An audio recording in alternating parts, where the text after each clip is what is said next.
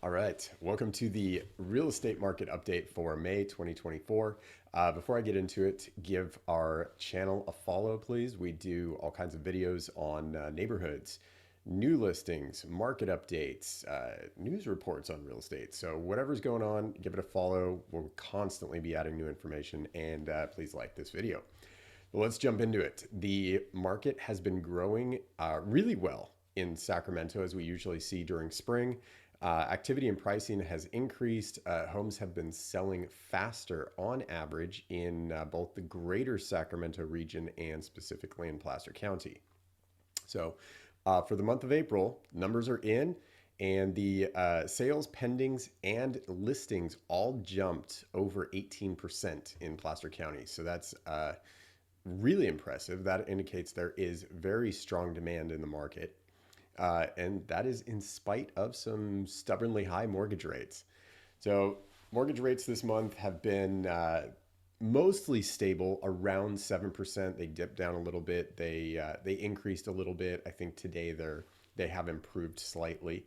The time on market has also dropped. That is down to only 35 days to sell. Now that is average, obviously.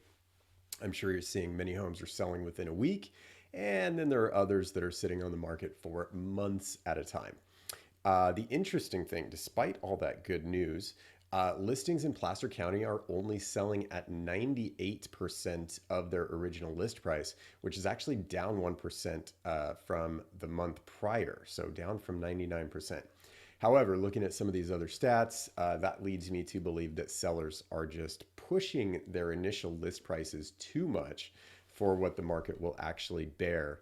Therefore, they're selling at 98%, but that's how we're still seeing some strong movement in other areas. So in Placer County, the median sales price increased 3% in April.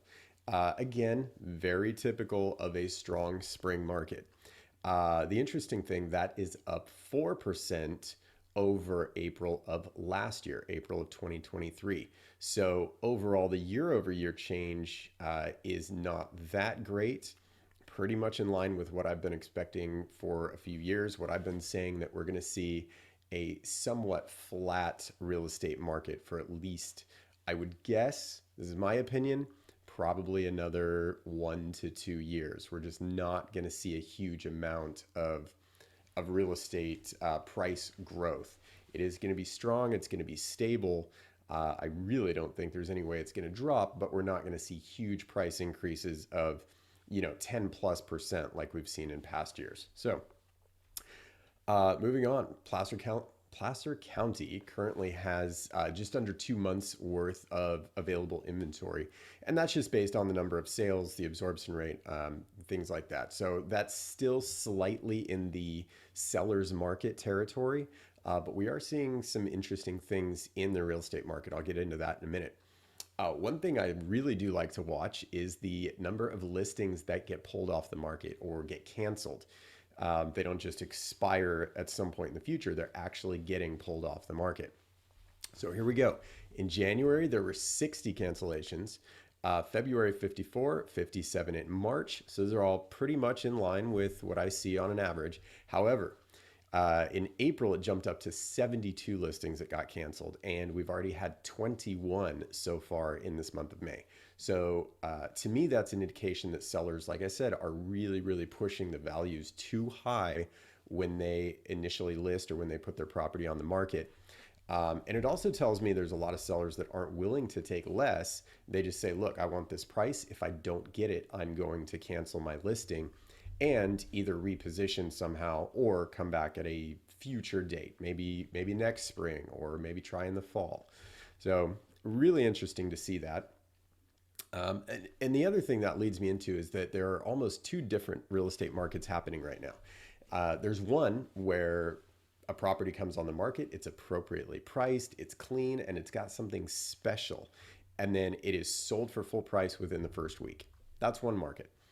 The other market that I'm seeing is all of these other listings that either they're priced way too high or the property just doesn't have anything that makes it special and unique that really draws buyers in.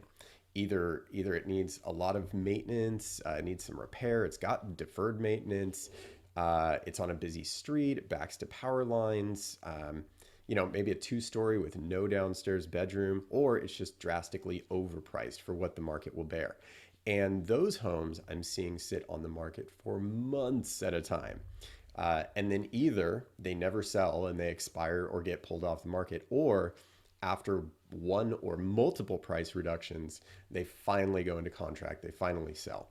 So if you're a home seller and you want to talk about how you get into the first group that sells quickly, sells for your full price in the first week, let me know. I'd be glad to talk to you about that, how to put together a plan to make that happen.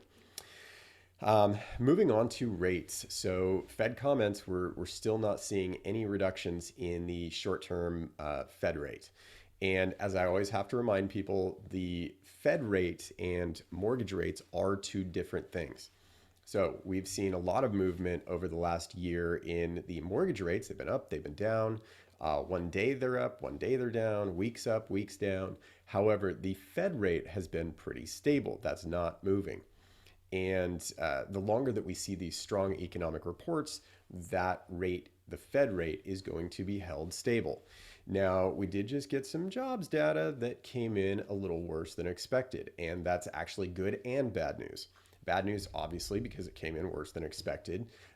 We're seeing some less than ideal information in unemployment and in the jobs data. However, the good part of that is that means that we may be a little bit closer to seeing the Fed drop their funds rate, their short-term funds rate. So we'll see how that goes. Again, I think a lot of experts, and I use that term loosely, were expecting that we'd see rate cuts by now.